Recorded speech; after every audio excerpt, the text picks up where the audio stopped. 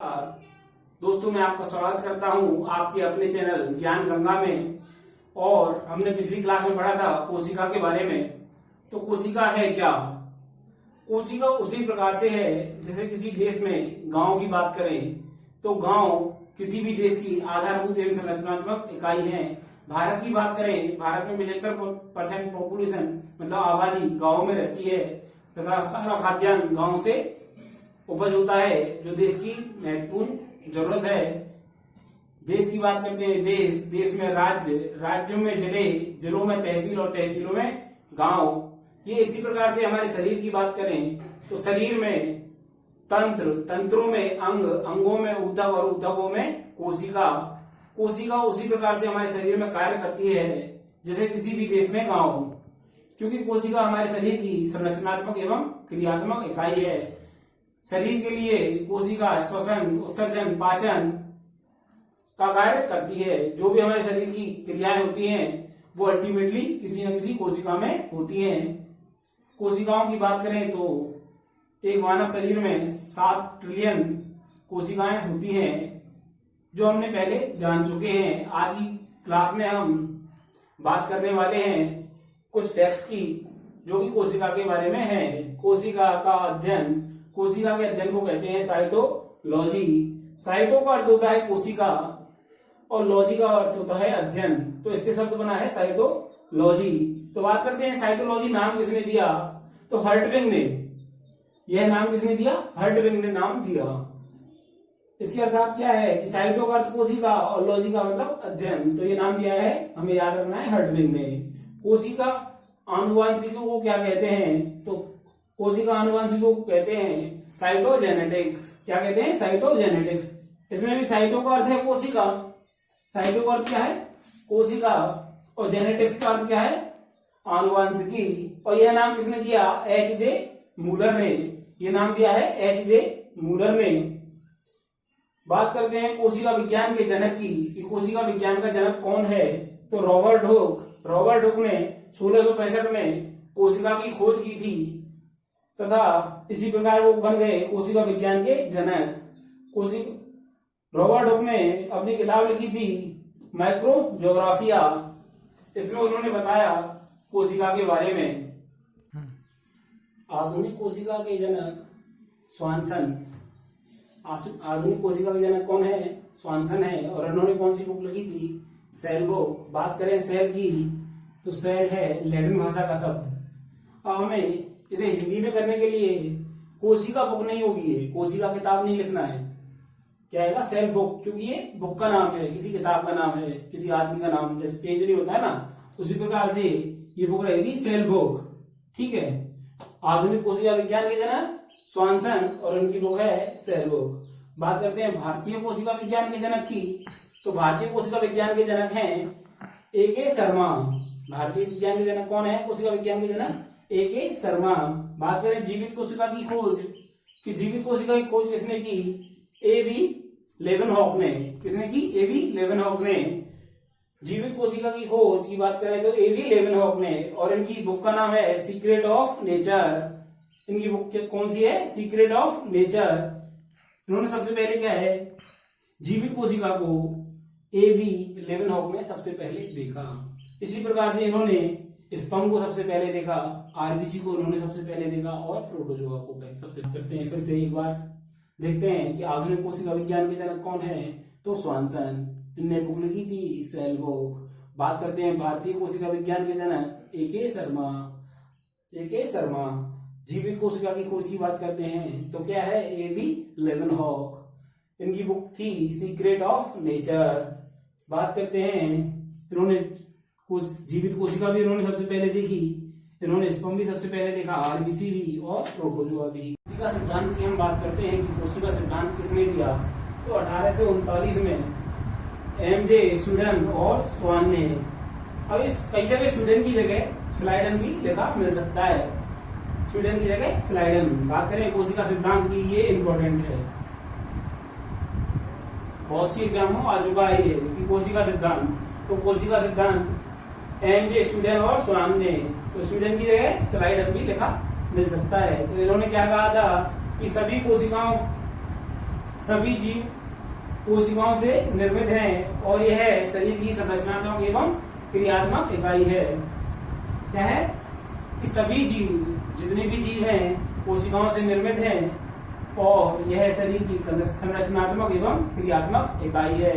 बात करें 1855 में रुडोल्फ विर्चो ने कहा कि नई कोशिकाओं का निर्माण पूर्व में उपस्थित कोशिकाओं से होता है। क्या है कि जो भी कोशिकाएं पूर्व में उपस्थित हैं उन्हीं से नई कोशिकाओं का निर्माण होता है। जैसा कि पूर्व में कई लोगों को भ्रांतियां थी कि गंदे कपड़े रख देने से उनमें चूहे उत्पन्न हो जाते हैं या फिर गंदगी फैलाने से चूहे हो जाते हैं, कॉकरोच हो जाते हैं, तो ऐसा कुछ भी नहीं है। यह है जब तक कोई पूर्व में उपस्थित कोशिका नहीं होगी तब तक नई कोशिका का निर्माण नहीं होगा। तो ये रुडोल्फ विर्चो ने बताया था 1855 में, और जब उन्होंने ये बात बताई थी तब इन्होंने काफी विरोध झेलना पड़ा था। लेकिन इसका एक अपवाद है, जीवाणु। तो जीवाणु की बात करें कि जीवाणु अपवाद क्यों है, तो इसके पीछे सबसे बड़ा तर्क है कि जीवाणु ना तो मृत है ना जीवित है, क्योंकि जब तक ये बाहर पड़ा रहता है, मृत अवस्था में रहता है, लेकिन जब ये शरीर में किसी भी बॉडी में पहुंचता है तो ये जीवित अवस्था में आ जाता है।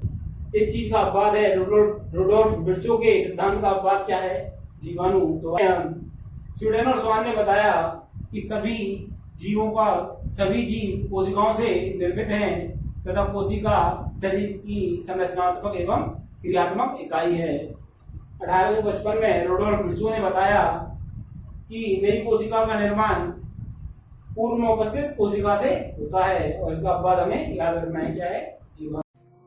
रुडोल्फ विर्चो की बात की थी तो उसने सिद्धांत दिया था ओमनी सेलुला ई सेलुला का 1855 में। इसके अनुसार क्या है कि पूर्व में उपस्थित कोशिका से नई कोशिका का निर्माण होता है, अर्थात जब तक कोई पुरानी कोशिका नहीं होगी तब तक नई कोशिका नहीं बनेगी। उसी चीज को क्या कहा था इसने, ओमनी सेलुला ई सेलुला।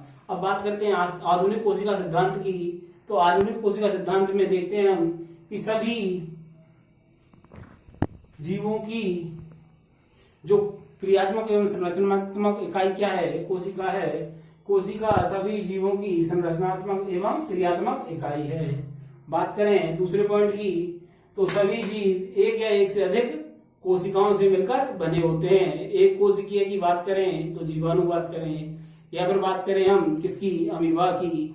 बहुकोशिकीय बात करें जैसे हम हैं, आदमी, मनुष्य हुए, पक्षी हुए, पेड़ पौधे हुए, ज्यादातर हम जो जीव जंतु देख रहे हैं वो सभी बहुकोशिकीय में आते हैं। इसके बाद करते हैं तीसरे पॉइंट की कि नई कोशिका का निर्माण पूर्व में उपस्थित कोशिका से होता है। क्या है, हम बात करते हैं, हमने आधुनिक कोशिका सिद्धांत की बात करें तो आधुनिक कोशिका सिद्धांत का पहला पॉइंट क्या है कि कोशिका सभी जीवों की संरचनात्मक एवं क्रियात्मक इकाई है। दूसरी बात करें हम, दूसरा पॉइंट क्या है, सभी जीव एक या एक से अधिक कोशिका के मिलकर बने होते हैं। सभी जीव एक या एक से अधिक कोशिका से मिलकर बने होते हैं। बात करें नंबर 3 पॉइंट की कि नई कोशिका का निर्माण पूर्व में उपस्थित कोशिका से होता है। नई कोशिका का निर्माण पूर्व में उपस्थित कोशिका से होता है। अभी हमने दूसरे पॉइंट में देखा था कि भाई क्या है कि जैसे एक कोशिकीय और बहुकोशिकीय की बात हुई तो एक कोशिका में हम अमीबा, जीवाणु, बहुकोशिकीय में मनुष्य, पक्षी, पेड़, मछली आदि हम जानते हैं। इसके आगे बात करते हैं, बात करें अन्य महत्वपूर्ण बातों की। जो अन्य महत्वपूर्ण फैक्ट्स हैं उनके बारे में बात करें, महत्वपूर्ण चीज क्या क्या क्या रह गई है। और तो बात करते हैं सबसे छोटी कोशिका की बात करें कि सबसे छोटी कोशिका कौन सी होती है, तो माइक्रोप्लाज्मा की सबसे छोटी कोशिका होती है जीवों में। बात करें सबसे बड़ी कोशिका, तो सबसे बड़ी कोशिका है शतुरमुर्ग का अंडा, ऑस्ट्रिच का एग। वो जो ऑस्ट्रिच होता है उसका एग सबसे बड़ा होता है। बात करें मनुष्य की सबसे छोटी कोशिका, तो मनुष्य की सबसे छोटी कोशिका शुक्राणु होती है। और मनुष्य की सबसे बड़ी कोशिका की बात करें तो क्या है, अंडाणु, जो ओवरी में मिलते हैं।